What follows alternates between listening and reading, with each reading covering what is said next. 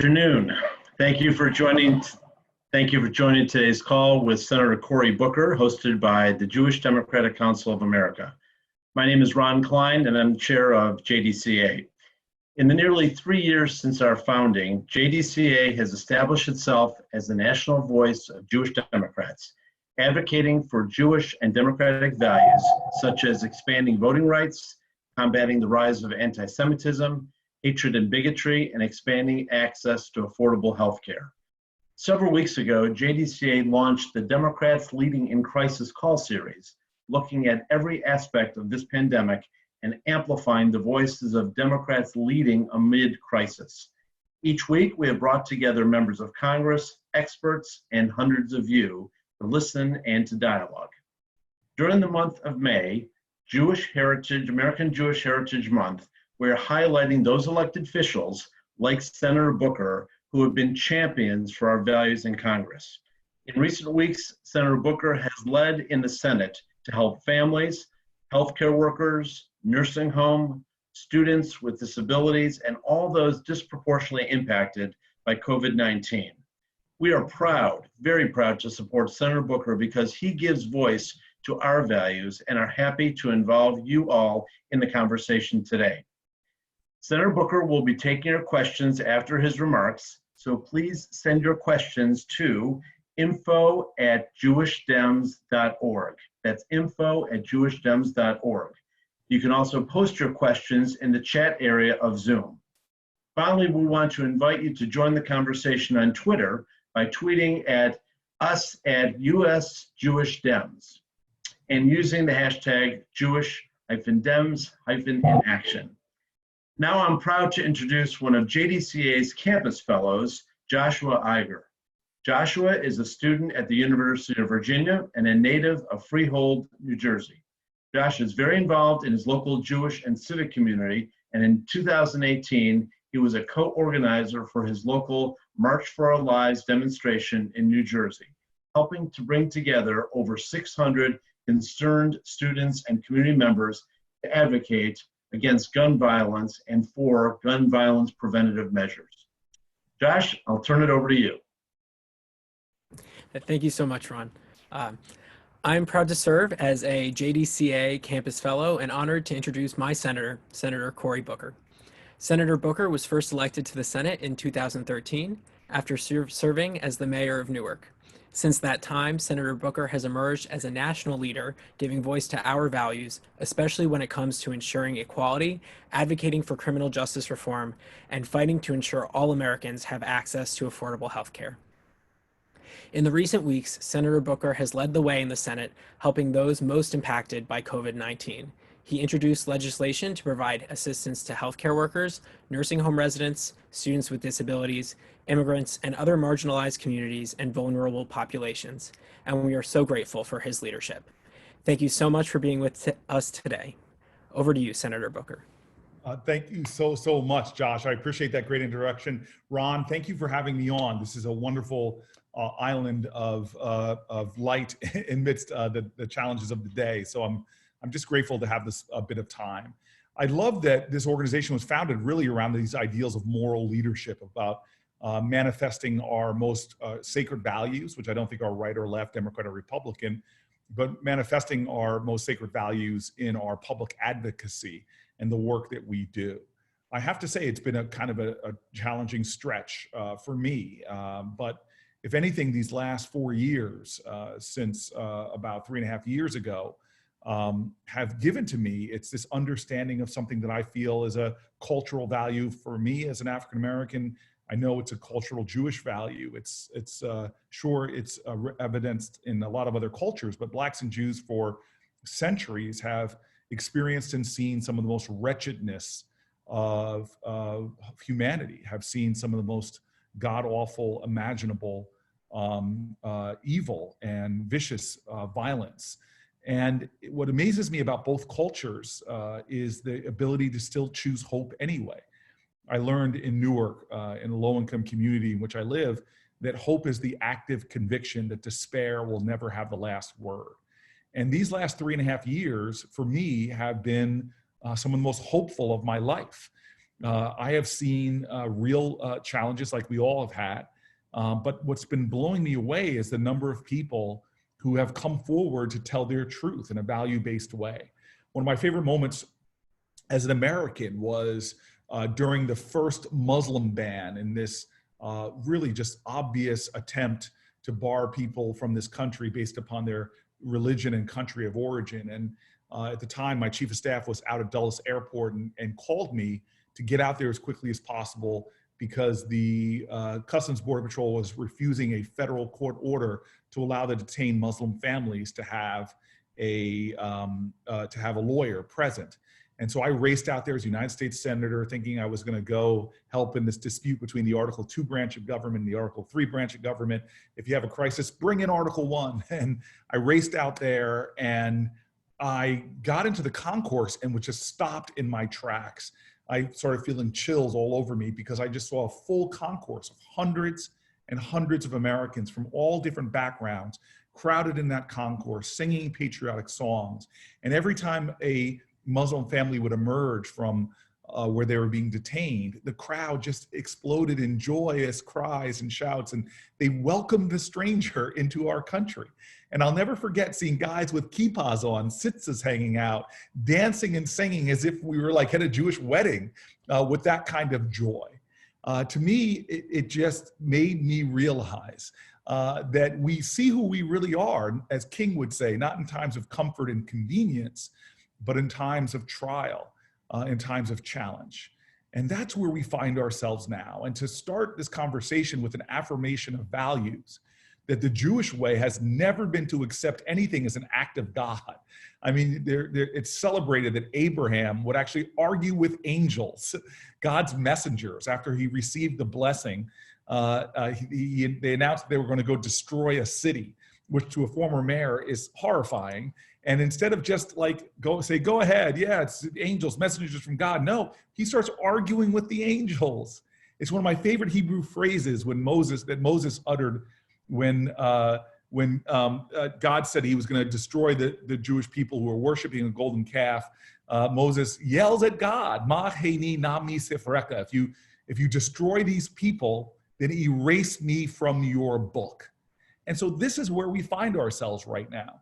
We are in a time of unimagined and unprecedented death and destruction, not just in our country, but around the planet, both from the health crisis and also the economic crisis. And so this is a defining moment where we tell the truth of who we are. And God, I'm frustrated right now because I don't want my country to play small. And that's what we're doing.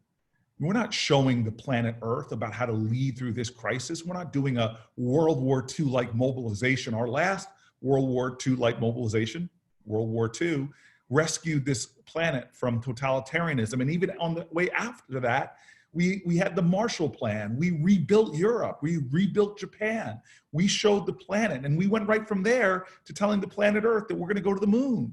That's America. And right now, we're just not doing that. We're not having a national mobilization. We're acting more as if we're still underneath the Articles of Confederation, for crying out loud, with states competing against each other for critical resources to meet the urgency of the crisis.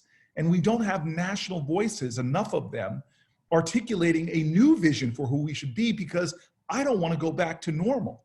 Normal is having a medically fragile nation. Normal is having an economically fragile nation. Normal is being the industrial nation that leads all others in infant mortality, maternal mortality, that doesn't have paid sick leave, that doesn't have universal prenatal care like our competitors.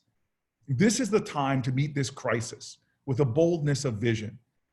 I learned from my childhood in a small church in New Jersey that without vision, the people will perish.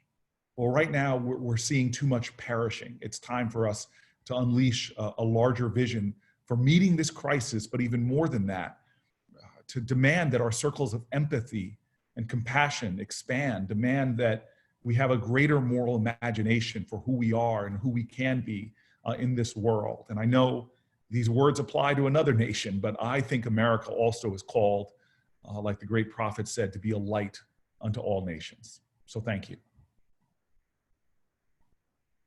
Thank you so much, Senator. We deeply appreciate your leadership and the fact that you really are leading with your values. Our first question comes from Stephen Leibowitz from Massachusetts. How do we best talk about our party's values to populations that have doubts or cynicism about what Democrats can do? How can we really lead with our values as we seek to win this election in less than 6 months? Well, I mean, the first thing that makes me, that I think of is like, I know that we need to articulate democratic values, but I just want to be more inclusive than this. I want to remind Americans that we have shared values, because at the end of the day, there's no right or left way to go forward. We need to call everybody in this country to higher moral calling. The great leaders that I love and revere in history were not those that articulated a partisan view, even though some of them were partisans. From FDR to John F. Kennedy, from Abraham Lincoln to Dwight Eisenhower, who had a vision for this country to build out our infrastructure in a way that we're still leaning upon our grandparents' investments in infrastructure, as the roads and bridges they built back in that generation are crumbling now. And so, look, I think this is a time for us to call to a broader moral leadership. And frankly, the Republicans aren't doing it. Their leader is engaging in moral vandalism and is articulating a demeaning, degrading, divisive view of our country. Well, this is the time we should ascend and not say it's a democratic view. We should talk about a bolder view for this country that could hopefully draw more people together. And the last thing we need to do is articulate a vision that sounds like Donald Trump. When I was running for president, one of my favorite moments early in my campaign, I'm about to jump up on a big town hall stage and a big guy sees me. You might not be able to tell, but I'm a big guy, former All-American football player. The older I get, the better I was. Anyway, I'm about to jump up on that stage and big guy puts his arm around me and goes, "Dude, I want you to punch Donald Trump in the face." And I look at him and I go, "Dude, that's a felony."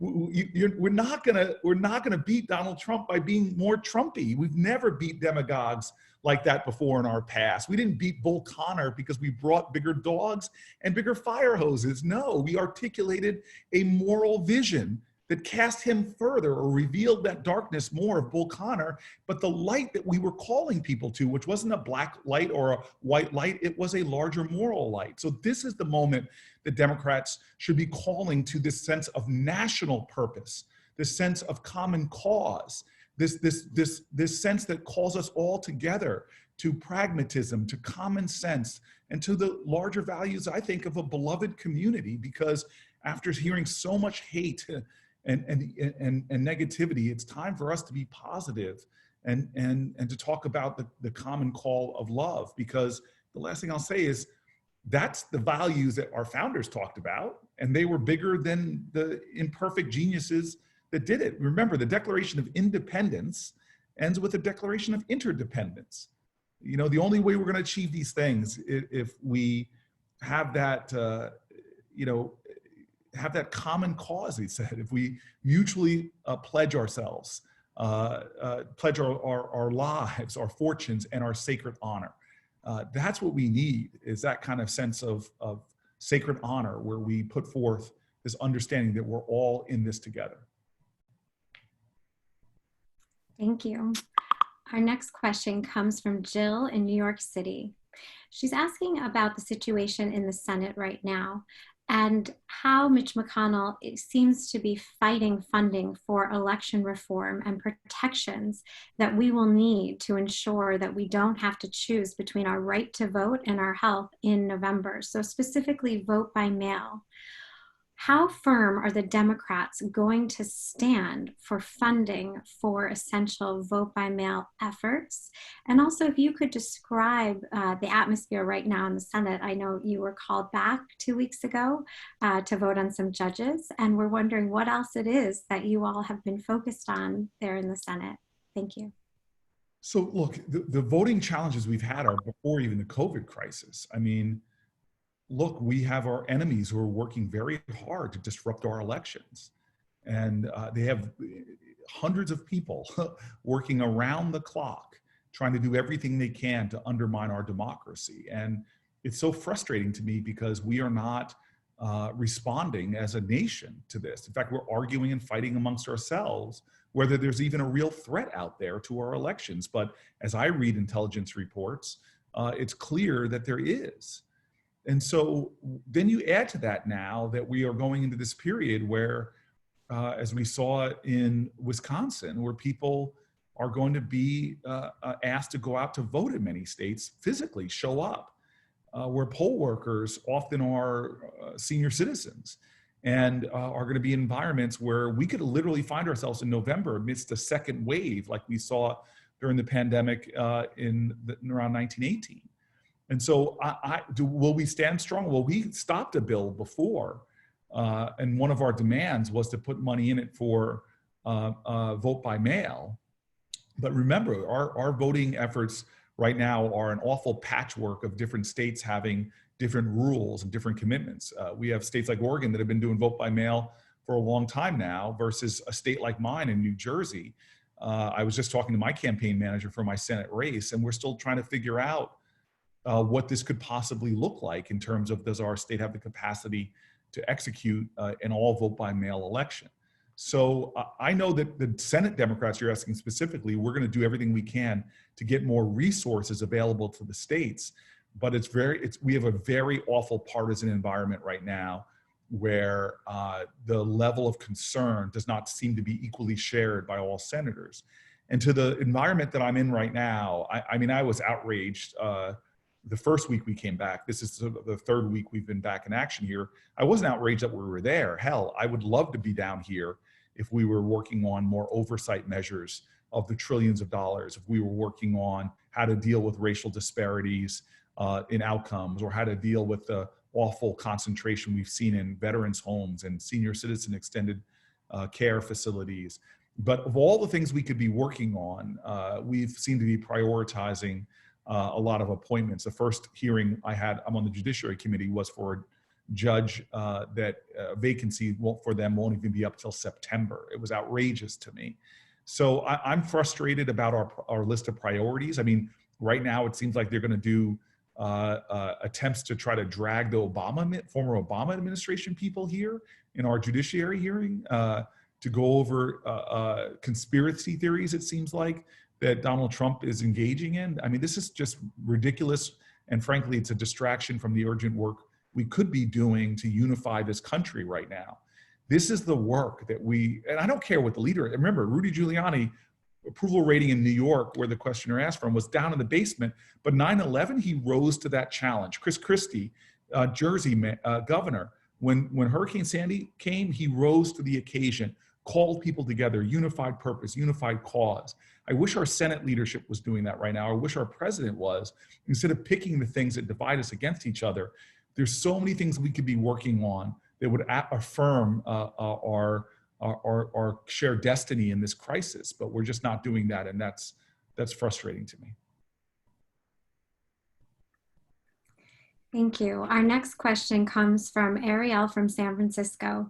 Can you talk about the inequality in our country, including racial inequities, in terms of accessing affordable and quality healthcare, and how that's impacted our response to the COVID-19 crisis?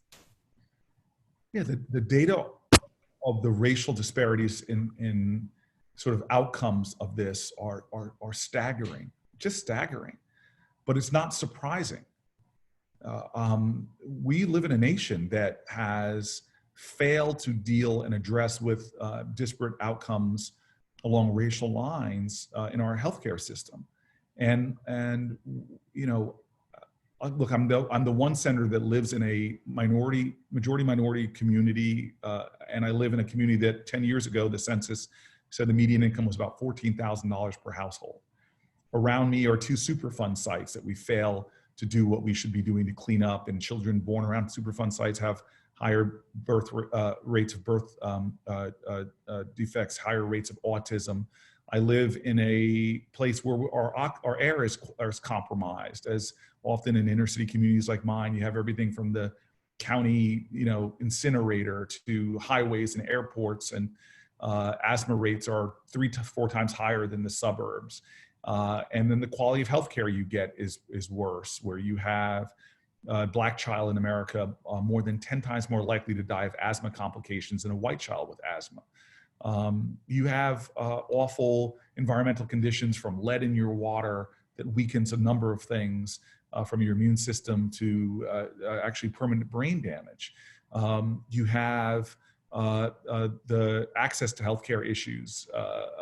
We have a nation that has the shameful rates of having the lowest maternal mortality rates in the industrialized world, but for Black women, it's 3 to 4 times higher. I mean, I can continue to go on all the health outcomes that and the challenges before this COVID crisis, but the COVID crisis now has feasted upon these disparities to create just tragic pockets of death and misery that is unfortunate. And so the question that we all have to ask ourselves is, what will we do about it? And it's honestly, it's not about what someone else will do. That you always have to look yourself in the mirror and say, what am I doing about this? Am I elevating this data on my social media platforms?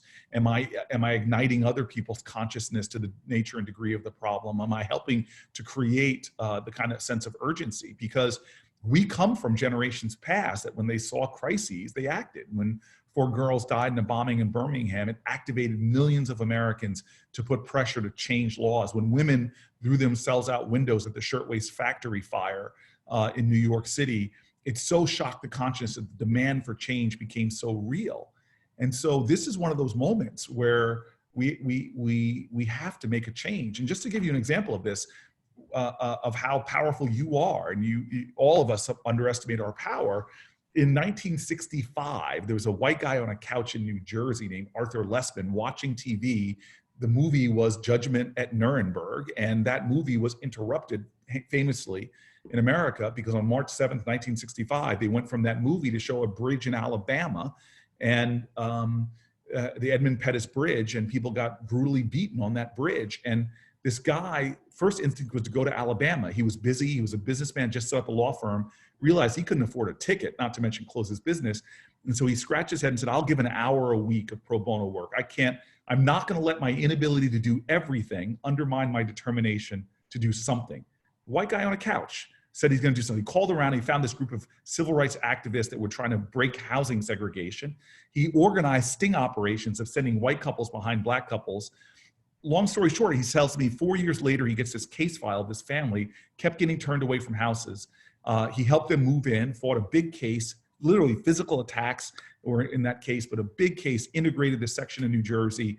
And he goes, Cory, do you know the name of the family of that case file, the 2 names on that case file? I go, no. He goes, the names were Carrie and Carolyn Booker, your parents.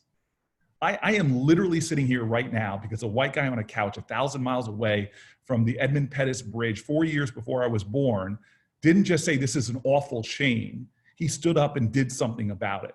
And so this problem will continue. We'll get out of this crisis. People will forget about the disparate healthcare opportunities and access and outcomes unless we all don't allow our inability to do everything undermine our determination to do something. That's how everything from the civil rights to workers' rights to suffrage, that's how we make change in America. And this is a dirty, dark corner of misery and pain and death that should not be in a society that praises these ideals of liberty and justice for all, life, liberty, and the pursuit of happiness. All those words are lies. If they're not real for some, they're not real for all. Thank you so much, Senator. In addition to the domestic issues that we've been discussing today, we have received quite a few questions with regard to Israel. So I'm going to combine some of them. This is a combined question from Stephen from Massachusetts, Bonnie from New York, Lily, and Robert also from New York. So I know some Bonnies from New York. And okay, maybe it's that one. I only have the first name in front of me now. But you have been very clear in terms of your values and how it drives your policy. One such value we also know about you is your deep and abiding commitment to the U.S.-Israel relationship. How do you explain your support of Israel to those who may question it or question whether other Democrats remain committed to the U.S.-Israel relationship, which we happen to know is false? How do you explain your strong support of Israel? I mean, my support of Israel was long before I was the United States Senator, before I was mayor of my largest city. I mean, in fact, it was the day the Rebbe died. I was flying to Israel, landed there, and I was 24 years old and had this amazing instant connection. Now, albeit I had been studying Torah for a while, and but I was blown away by my experience. And I also suddenly understood, because we traveled all over, me and a friend of mine named Abe. We traveled everywhere from the Golan all the way down to Palestinian controlled areas, met with everybody from Bedouins in the desert to people of all different faiths and backgrounds. It was one of those magical trips where you just had this incredible experience. But, when you talk to, people living on kibbutz, far out there on the left, but they talk to you about having a Dodge Kadusha rocket that, you could stand with a spitball in the Golan Heights and hit people below, or you watch as a jet flies east-west and could, less than a matter of seconds or fractions of seconds, you can fly across. There's just a lot of things that were aha moments to me. But as I've traveled back to Israel many times since then, and you begin to understand that region and that democracy, that ally of ours, you begin to understand the critical importance. A country that has Muslims on its Supreme Court, a nation that values human rights of everyone from people of differing faiths to all the way to people of different sexual orientations. So, I mean, for me, it's just a connection to Israel that I've had all my life. And I explain it because I think it's not a connection to Israel. I think it's a connection to a lot of our deeper human values. And so when I'm explaining it to people, it depends on where they're coming from. If it's people who can understand on national security issues, I'll talk about national security issues. When it's people who care about justice issues, and there's people of deep, strong views of what's just and what's right, I'll talk about my views of a two-state solution and the urgency for peace in the Middle East.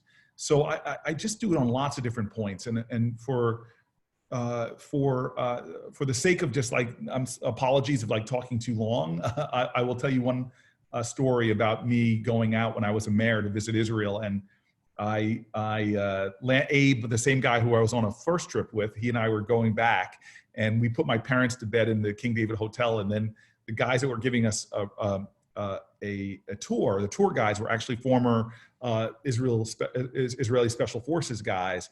And I didn't bring my mayoral security detail with me, but these guys were some of my security, but they said, let's go for a ride. And it was like midnight, and I look at them, but they're very intimidating, these guys. And so I just say yes. We go out in this, and we drive off road, and we're out in the middle of the desert. I'm looking at my cell phone, lose my service. I'm really now worried. Like what do they do to the Goyim when they get them out here? Do they bring them out in the middle of the desert? I don't know.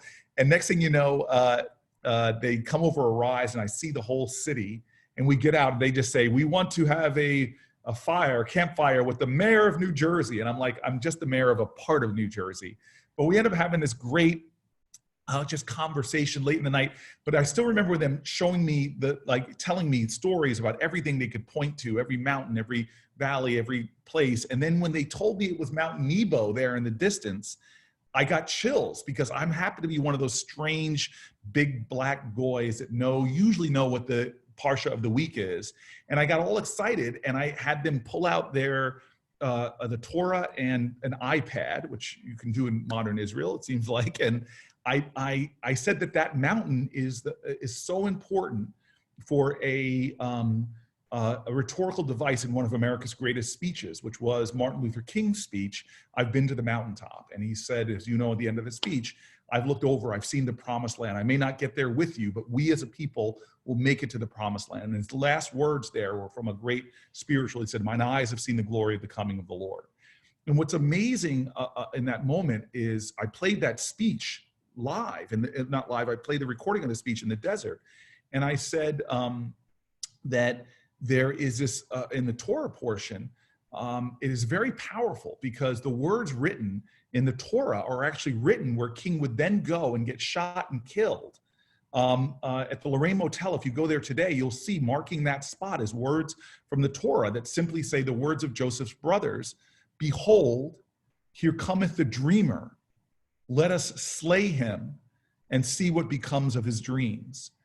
And you know, it was a wonderful moment for me because in that desert, there were 4 guys, 2 Americans, 2 Israelis, Jewish, Christian, black, white, but the oneness of this idea of the dream of humanity, the dream of all peoples. What will become of the dream after the death and destruction of our leaders, of our heroes? What will become of their dream that sustained generations before? We are now the caretakers of that dream. And I think the 4 of us, as well as people from all backgrounds, this is the generation where we can't lose sight of the dream of peace in the Middle East, the dream of justice in this nation. And so how do I explain my love of Israel? Is because I think it's part of a larger dream of all of humanity. And if Israel's an idea that if it's made manifest and secure, it's very connected to the ideals that have motivated my family for generations. And I will always live for the dream and die for it if I have to. And that in a sense reflects my commitment to Israel and frankly, my commitment to this country's dream and hope as well. Thank you so much, Senator. Out of respect for your time and your wonderful, remarkable staff who get a shout out, we're gonna end it as we promised at 3:30. But I do want to also give a few shout outs. Bonnie is a Jersey girl, she says. Bonnie Borstein Fertel, and she says she's a big fan. We also had a message here from Pam, a South Jerseyan who is proud to call you her senator. We are proud to call you our friend. Thank you so much for being with us today, for sharing your insight, your deep knowledge of our background, of Judaism, and sharing our values, and for being a voice for those values in the Senate. Thank you so much for your leadership. On to everybody out there who is doing good, leading with chesed and a quest for tzedakah, for justice and goodness and decency. Thank you, and just continue in that way. Yasher Kolach, and I look forward to our next time we have to come together. Thank you, everybody. Thank you so much, Senator. Thank you, Senator. Thank you. For those who are staying with us, we will continue this conversation just for a few more minutes. We wanted to recognize and thank everyone who joined us on Sunday for our first National Day of Action. It was the first, and we believe the largest, Jewish virtual phone bank in this critically important election cycle, and there will be more. We are now building on the momentum from Sunday to create JDCA chapters for grassroots organizing, especially in swing states. And we have many exciting launches coming up in states such as Florida, Ohio, Arizona, North Carolina, Georgia, and Michigan, as well as phone banking in Pennsylvania and Wisconsin, among other states, and those are just in the next few weeks. We will also be planning another National Day of Action in June, this one on a weekday, so stay tuned for additional details, and thank you so much to those who have joined. We are really growing as a movement, and we could not do that without all of you. Now back to Ron, our chair, to end the call.